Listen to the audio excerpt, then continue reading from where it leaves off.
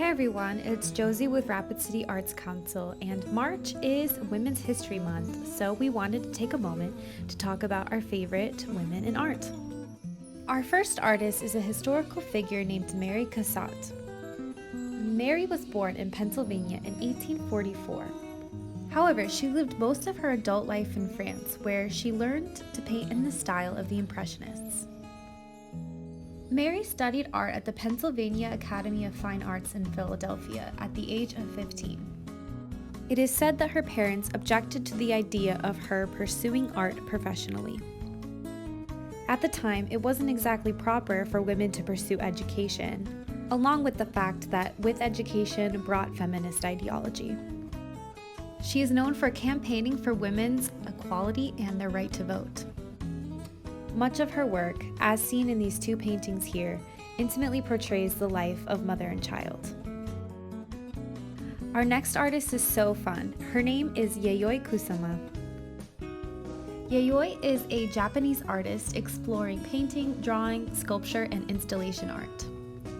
She's actually trained in a traditional Japanese painting style, but was inspired by American abstract impressionism and moved to New York City in 1958 to explore the New York avant-garde art scene.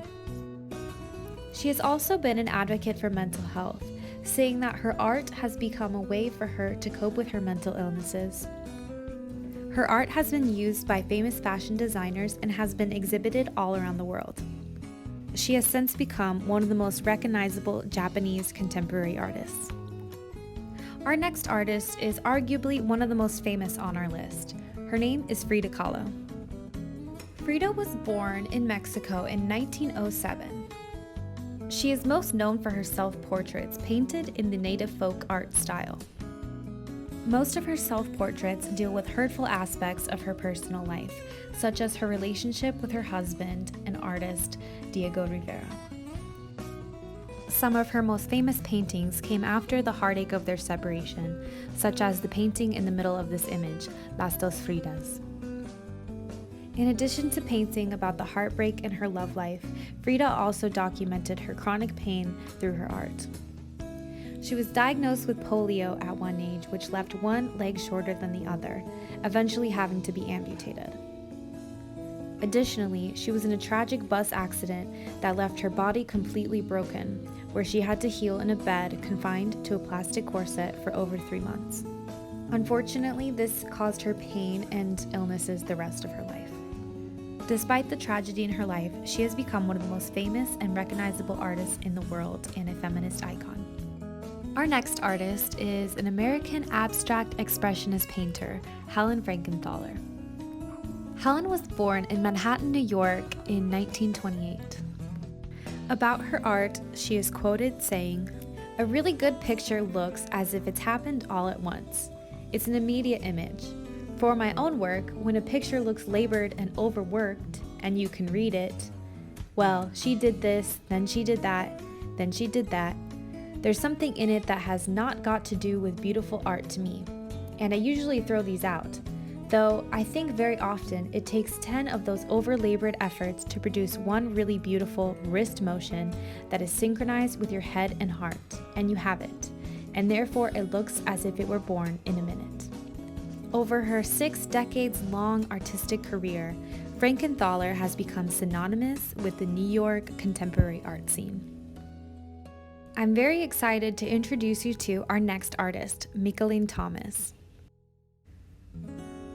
Micheline is best known as a painter and a collage artist, inspired from popular art histories and movements including Impressionism, Harlem Renaissance, and pop art. Her work is currently held in many collections, including the Art Institute of Chicago, the Museum of Modern Art, and the Whitney Museum of American Art, just to name a few.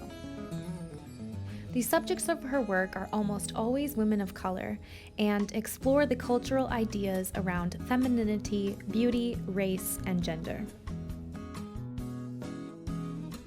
So now let's open up a little discussion. Why is it important to recognize women in the arts? Well, to begin, most household artists' names are almost always men.